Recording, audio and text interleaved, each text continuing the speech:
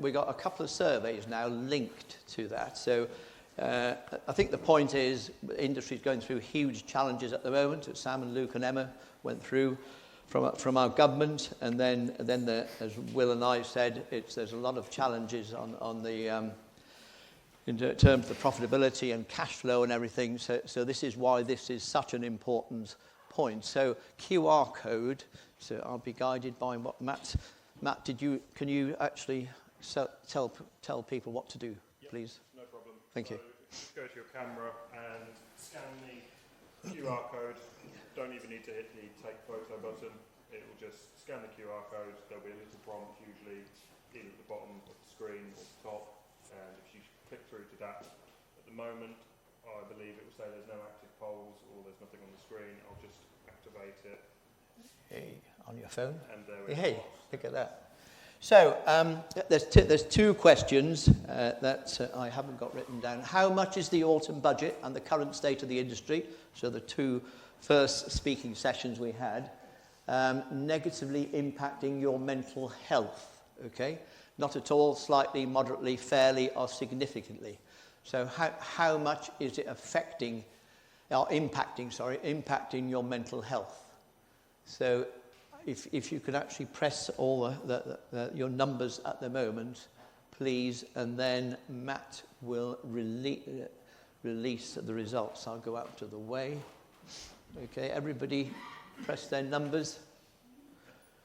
So let's see. So slightly 43, fairly 22, significantly 13, not at all 11, and moderately 9. Okay. So, yeah. So they're in obviously descending order. Okay. Slightly is still the one. Okay. Thank you for that. So okay. So we'll lock that. Yep, that's locked. Lock. Thanks, Matt. So we've now got another one in a fairly. Looks fairly similar. So can you put the other one up, please? So one more, please. So again, this is slightly different. So you need to focus. As a result of the autumn budget and the current state of the industry, on a score 1 to 5, how would you best describe your current mental health? With 1 being content, okay, we're at ease with it, or 5 being very anxious. Okay, so 1 to 5. So this is slightly different. This is how do you feel now, not how it's felt since the budget.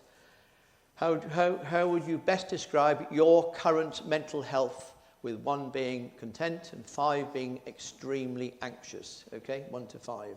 Okay, complete. We don't know who's signing what, so you can please feel free to do what you whatever you like on there. Nobody will know what number you put down personally. Okay, everybody done it? Okay, right, so we'll show those results. Right, so it's 28-41, slightly different way of showing it. Okay. So it was 1 to 5, so very anxious, 4% in the room, and 26, but 41 was moderately. Can't remember, what was it? Yeah, moderately. Yeah, okay. Yeah. Good. Okay. So thank you very much for those, and that gives a feeling for where, and that helps obviously how you feel, how the audience feel in terms of your subject at the moment. Thanks very much, Matt. Okay. Good. So I think there's another. We move on now. So before food is arriving, I think. Not yet. Okay.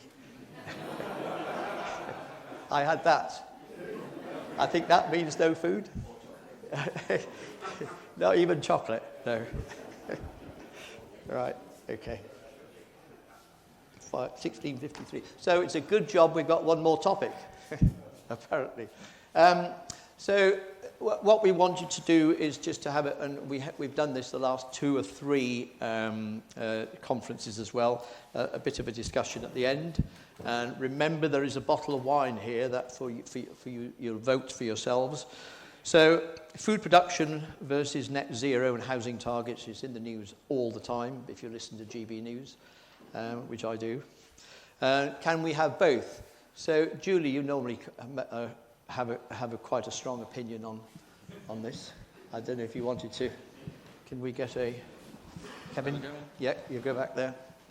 Sorry, I didn't see. Thanks for that, Gary. You mean I usually have a lot of nothing much to say about anything? Yes, okay. Yeah, it's quite interesting. The point I would make on net zero and the housing targets, which you've put together there, is I think, I'm quite happy for other people to say that they're reading things in a different way, but I think that net zero has sort of fallen off that headline in political discourse and in the press, really. They're all going in different directions now. They're all going in different directions, and I think it's very difficult, given the housing targets, which seem to be a top priority, and pie in the sky, to maintain that sort of focus on net zero, because they don't sit very well together. That push for growth doesn't sit very well together with a full-on net zero message. I'd put that against the economic climate, that drive for heat pumps, for every home to have heat pumps, etc.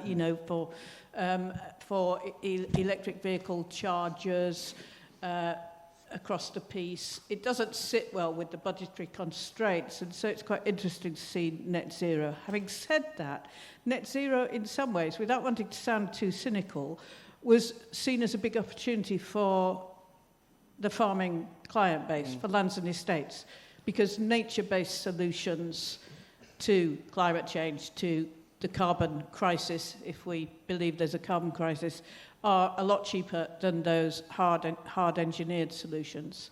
So it's some and some on that, really. But the nature-based solutions does seem to be still floating. I'm still being instructed. I'm sure other people in the room are still involved with biodiversity net gain, with carbon projects, SFI, you're talking about SFI as and well? Indeed, within sustainable farming incentive, yeah. Sure. Yeah, okay. Thanks, Julie. So does anybody else want to make any further comment about food production versus that? So we've obviously got food. Is the government aligning us up to import food, or there have been meetings? Has been said that the government has had meetings with some key global individuals about lab-grown food as well. So has anybody got any more comments to add to Julie's, who's maybe in the winning stream for the bottle of wine? So let's come. Very good. Nick Woolley. Thank you, Nick. Do you want to introduce yourself, Nick? Oh.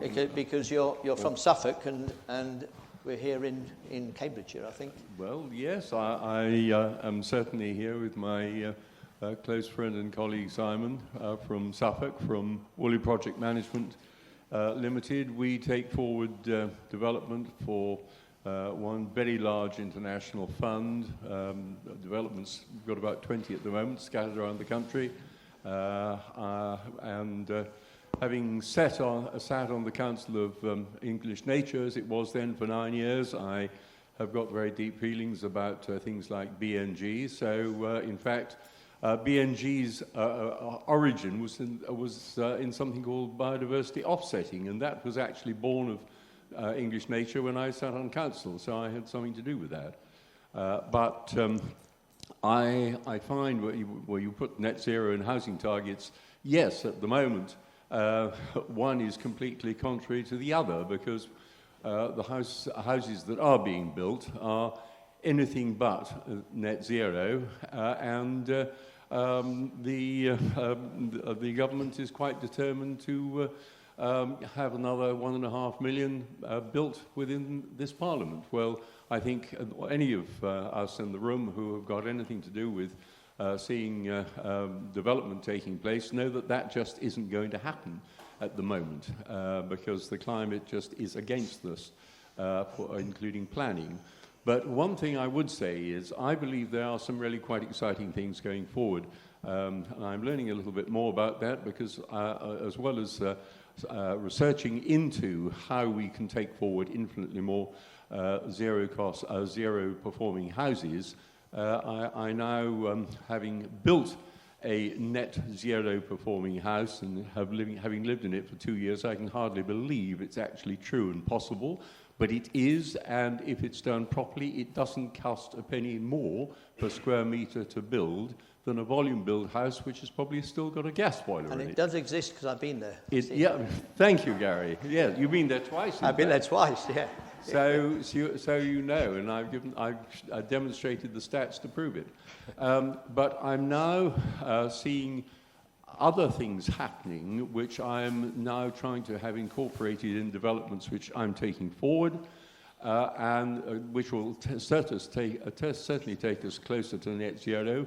One is, as Gary himself has seen and can, I hope, confirm, we very much are looking at the whole water position in a completely new way. And that is because I believe it's possible, and it certainly doesn't actually cost any more. At the moment, many house developers are worried sick about how they're going to get hold of the water to supply the new houses they're going to build. And indeed, in Greater Cambridge area, you can't actually put in a successful planning application for more than 50 houses at the moment, because the water position is that the water companies supplying the area are not content with their supply potential for the future. And they won't be until at least one very large new reservoir, which many people probably in this room have been hearing about, is fully planned and built. And that's going to be quite some time in the future. Now, what we have done at our home, as you know, having done it the Professor Brenda Vale way, who worked out this whole form of house construction and servicing, we rainwater harvest all the water that comes onto our roof, and that services all our loos and our washing machines and external use and so forth, and that is 80% of all the water we use. So our water bill is cut by 80%, apart from the day rate, before we start. And that is one enormous saving, but it's an enormous saving to our natural environment because it cannot afford to have the amount of water that's being taken from it at the moment for normal use.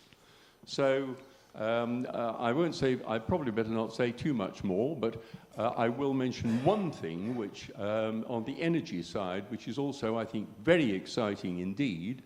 This has been, I've been very heartened by this because recently, because of the work I do around the country and on my own home, I now sit on the new parliamentary cross-party policy liaison group for future homes. And therefore, I'm meeting up with some very interesting experts in kindred aspects of how we take homes forward in the future. And one thing that I've been very heartened is we are now looking at what are called community energy microgrids, whereby new homes will not individually be connected direct to the grid. Instead of that, they will be connected to the grid, but via big batteries. The houses themselves will have solar panels on the roof, capable of providing the vast majority of the energy they'll require, certainly in the summer and nearby months. But they will have not only solar panels on the roof, but batteries in the house, and those batteries in the house will then be connected, as I said, not to the grid, but to big site batteries, which will be the balancing energy taker and provider when needed back by those houses, but also to export surplus at a profit to the grid. And this has a whole number of benefits, one of which is very pertinent to the work that I do. As many of you who've been involved in any development will know, one of the big abnormal deductions from the ultimate figure paid to the landowner is connections to the electricity grid, which normally needs to be boosted to have capacity for a medium, certainly a large new development. And if you have a community energy microgrid with batteries that will be balancing that requirement, that actually can solve the problem. So we are, and I'm seeing, as I said, on the parliamentary group, I'm meeting with some experts who actually are demonstrating that this is possible. They already exist in several places, and a new one is being built right now as we speak. I hope that's of some help. Thank you very much. Does Ed Miliband sit in your group? No, we have quite a few invitations. I've only recently started on it, so okay. But we hope, yes, he will certainly be invited. Yeah, good. Thank you very much, Nick Woolley. Good. So we've got a few. So Robert Webb. So then John, and John wants to talk about forestry, I believe. That's what you normally talk about. Yes, for a few minutes, just a few minutes. Robert Webb, property developer. Yeah, I'm Robert Webb. I'm a development consultant involved with planning for strategic land for development. And whilst I agree with... And you spoke here a few years ago. I have spoke, yeah. 2019, wasn't it, I think? Yeah. I can't remember when. I mean, I'll be brief, but we have an increasing population. That's bad for the environment. That is against net zero. The fact we're alive is bad for the environment, unfortunately. So it's a case of managing it. I agree that we need the housing, but the industry can't build more than 225,000 houses a year, and that was before Brexit.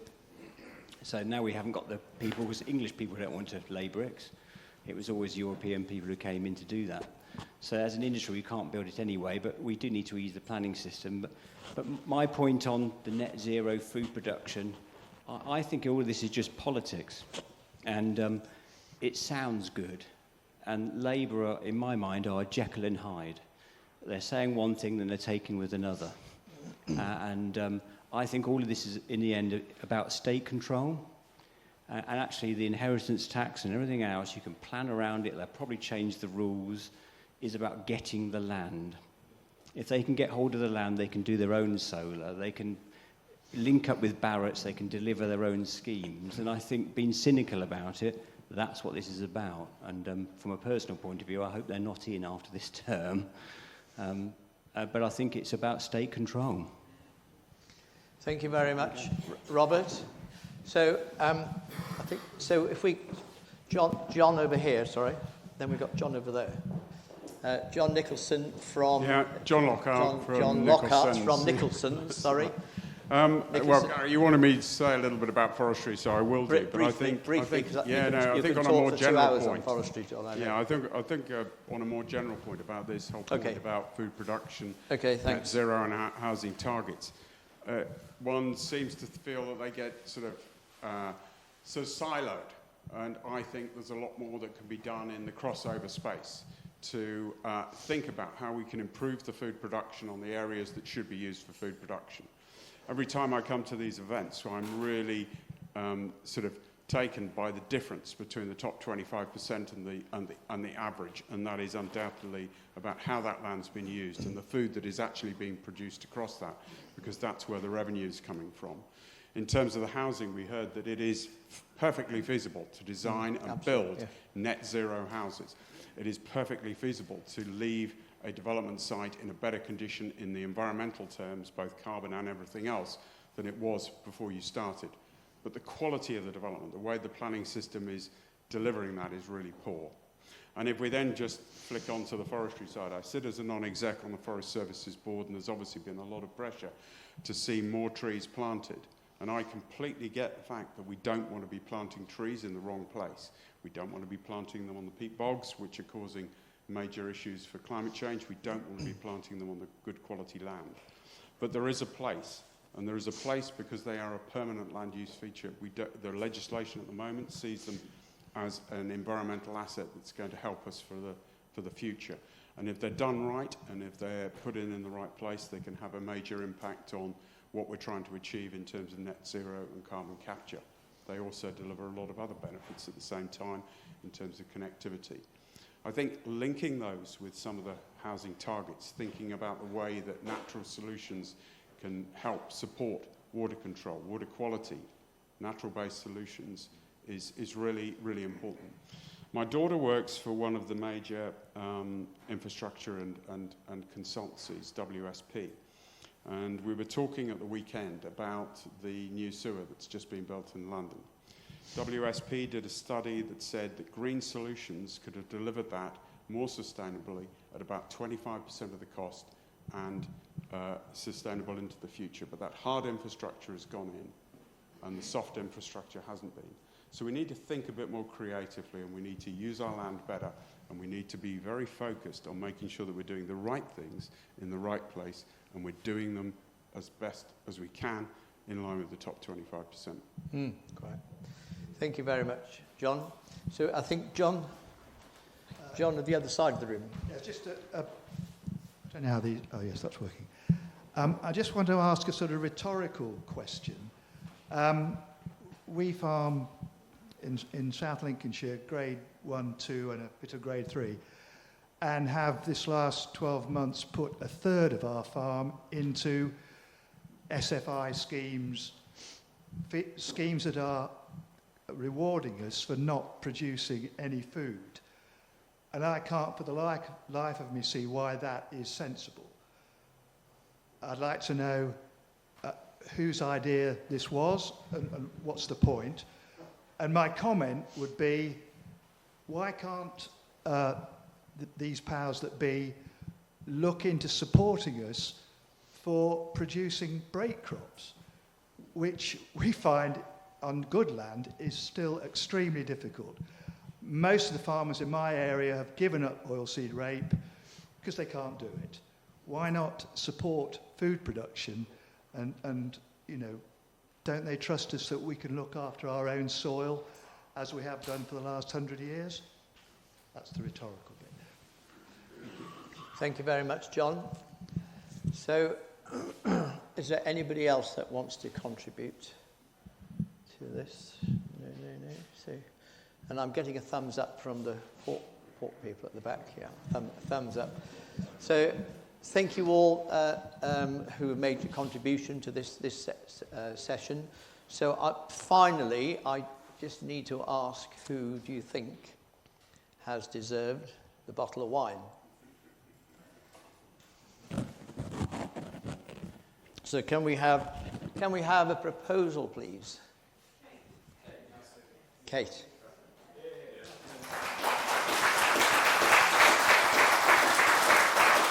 we go. Well done. And it was Kate's first attempt at talking. Yes. It wasn't just an attempt, it was, you did it. Yeah.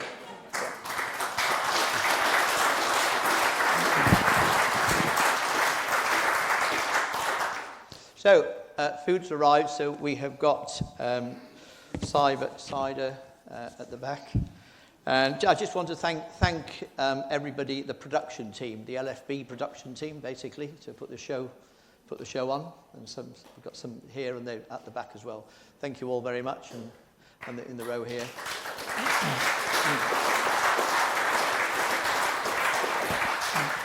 Who've been here since about 9 or 10 o'clock this morning, I think, putting these heavy chairs out, etc., etc. And finally, to thank you all, and some of you, as I said at the very beginning, have come from quite far. So thank you all very much for coming to our conference again, and making it a huge success, I hope, and I hope you've all learned something from it. Okay, so enjoy our food and drink at the back, and we will move some chairs, everybody, to create a bit more room up there, and then you can stay for as long as you like within reason. Thank you. Thank you all very much.